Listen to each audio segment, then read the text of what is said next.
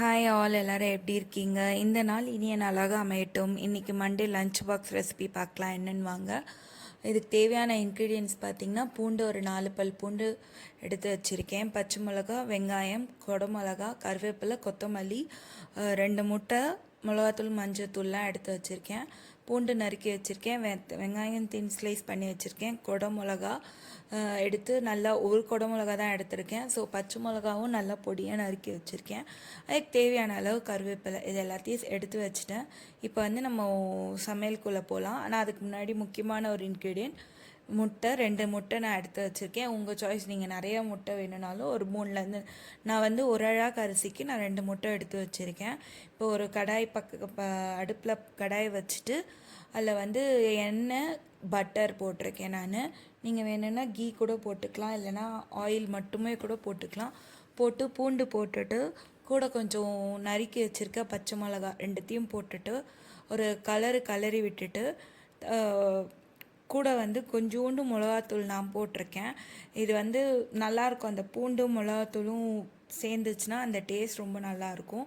நீங்கள் இதில் வந்து நீங்கள் சில்லி ஃப்ளேக்ஸ் கூட போட்டுக்கலாம். போட்டுட்டு அந்த பூண்டு மிளகாத்தூள் எல்லாம் சேர்ந்து எண்ணெயில் நல்லா வதங்கட்டும். ஒரு 2 செகண்ட் தான், ஒரு 2 வாட்டி நல்லா வதக்கி விட்டுட்டு அடுத்து வந்து ஆனியன் வந்து நல்லா தின் ஸ்லைஸ் பண்ணி வச்சுருந்தேன் இல்லைங்களா, அதையும் போட்டு நல்லா ஒரு கலரி விட்டுட்டு ஆனியன் வதங்கிறதுக்கு தேவையான உப்பு போட்டிருக்கேன். எப்போவுமே ஃபஸ்ட்டு உப்பு போடும் போது டிஷ்ஷுக்கு நீங்கள் கல் உப்பு போடுங்க.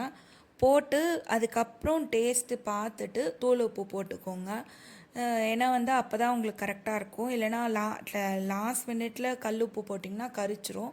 ஸோ இப்போ இதுக்கு தேவையான கல் உப்பு போட்டு நல்லா வதங்கட்டும்ன்ட்டு ஒரு 2-3 வாட்டி நல்லா வதக்கி விட்டுருங்க. வெங்காயம் வந்து கொஞ்சம் நல்லா சாஃப்ட் ஆகணும். ஸோ அது வரைக்கும் வதக்கி விடுங்க. நான் வதக்கி விட்டுட்டு என்னென்னா அடுத்தது வந்து குடமிளகா சேர்க்க போகிறேன். அதுக்குள்ளே இந்த பக்கம் பார்த்திங்கன்னா எக்கு வந்து ஒரு 3 எக்கை வந்து பாயில் பண்ண போட்டிருக்கேன். ஸோ இப்போ பார்த்திங்கன்னா ஆல்மோஸ்ட் நான் வந்து குத்தி பார்க்குறேன் வெங்காயம் வதங்கியிருக்கான்ட்டு. இதுக்கு தேவையான கருவேப்பிலை போட்டிருக்கேன். ஸோ கருவேப்பிலை போட்டுட்டு நல்லா ஒரு வாட்டி கலரி விட்டுட்டு ஆனியன் ஒரு மாதிரி கொஞ்சம் மஷி டைப்பில், அதாவது கொஞ்சம் வெந்த மாதிரி இருக்கும். அப்போ வந்து நீங்கள் வந்து கொஞ்சம் ஃப்ளேமை வந்து ஸ்லோ பண்ணிவிட்டு குடமிளகா போட்டு குடமிளகாவே வந்து நல்லா கலரி விட்டுட்டே இருங்க. ஒரு ஹை ஃப்ளேமில் வச்சு ஒரு 5 நிமிஷம் நல்லா கலரிட்டே இருந்திங்கன்னா உங்களுக்கு அந்த குடமிளகா வந்து வேகிறது நல்லா உங்களுக்கே தெரியும். நான் இதில் வந்து ஒரு 2லேருந்து 3 டீஸ்பூன் தண்ணி, சும்மா இந்த காய் வந்து வதங்கிறதுக்கும் வேகிறதுக்கும், ஸோ தண்ணி விட்டு நல்லா ஒரு கலர்றேன். நிறைய தண்ணி விட்டுடாதீங்க. அதுக்கு முன்னாடி வந்து கொஞ்சோண்டு இதுக்கு தேவையான மசாலா, மஞ்சத்தூள், ஆல்ரெடி நான் மிளகாத்தூள் போட்டுட்டேன். ஸோ அதுக்கு தேவையான மிளகுத்தூள், இது 2 தூள் மட்டும்தான். ஃபஸ்ட்டே நான் மிளகாத்தூள் போட்டதுனால காரம் பத்தலைன்னா நீங்கள் இந்த டைமில் திரும்ப ஆட் பண்ணிக்கலாம். நீங்கள் அந்த குடமிளகா பதிலாக சேம் திங் வித் நீங்கள் கோஸ் பண்ணாலும் ரொம்ப நல்லாயிருக்கும். ஸோ இதுக்கு தேவையான மாதிரி ஒரு 3 ஸ்பூன் தண்ணி ஊற்றிட்டு கொஞ்சம் நல்லா கலரி விட்டுட்டு தட்டு போட்டு மூடிடுங்க. அது நல்லா ஒரு மாதிரி வெந்து வரும். அந்த மஞ்சத்தூள் மிளகாத்தூள் ஸ்மெல் இல்லாமல் போயிடும். ஸோ நீங்கள் முடிஞ்ச அளவுக்கு தட்டு போட்டு மூடி வச்சுருங்க. ஒரு 2 நிமிஷம் ஆனால் போதும்.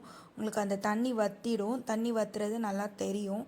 நீங்கள் தண்ணி வற்றிட்டதுக்கப்புறம் ஒரு ஓப்பன் பண்ணி ஒரு 5 செகண்ட்ஸ் to 10 செகண்ட்ஸ் வந்து நீங்கள் ஹை ஃப்ளேமில் வச்சிங்கன்னா அந்த வெஜிடபிள்ஸு குடமிளகா, வெங்காயம் எல்லாம் வந்து நல்லா ஒரு மாதிரி கொஞ்சம் கிறிஸ்பியாக வந்துடும்.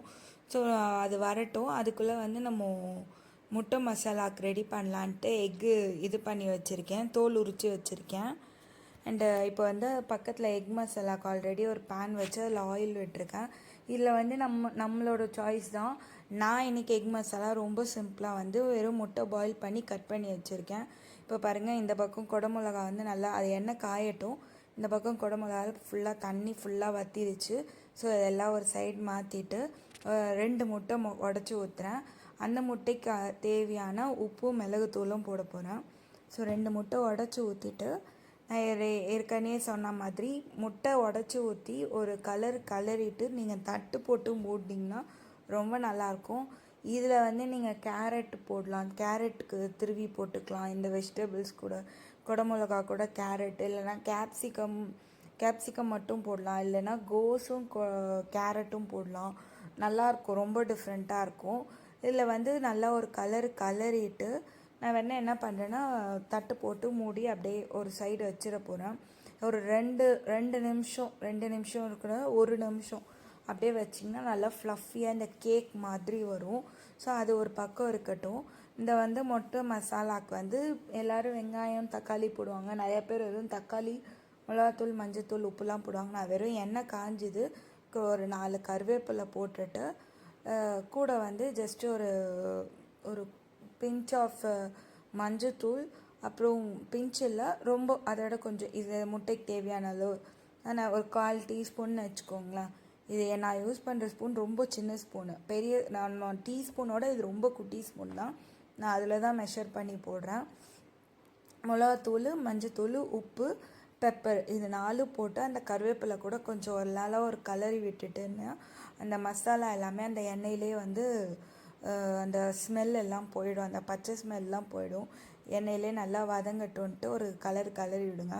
அதுக்குள்ளே நான் முட்டை வந்து ஓடி எடுத்துட்டு கட் பண்ணி நான் முட்டையை வந்து இதில் இப்படி ப்ளேஸ் பண்ணிவிட்டு சும்மா முட்டை வச்சு ரொம்ப நேரம்லாம் ஆகணுன்ட்டு இல்லை, ஜஸ்ட் எல்லா பக்கமும் முட்டையை வச்சுட்டு கூட இந்த சைடு ஒரு 2 to 3 செகண்ட்ஸ், இந்த சைடு ஒரு 2 to 3 செகண்ட்ஸ் போட்டிங்கன்னா போதும்.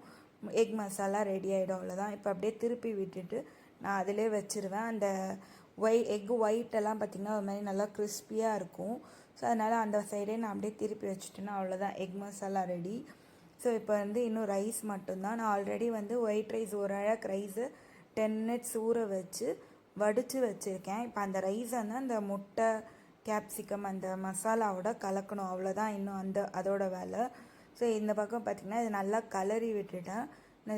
ஸ்டவ்வையே நான் ஆஃப் பண்ணிவிட்டு தான் கலரேன், ஏன்னா டக்குன்ட்டு அடி பிடிச்சிட்ற மாதிரி ஆகிடும்.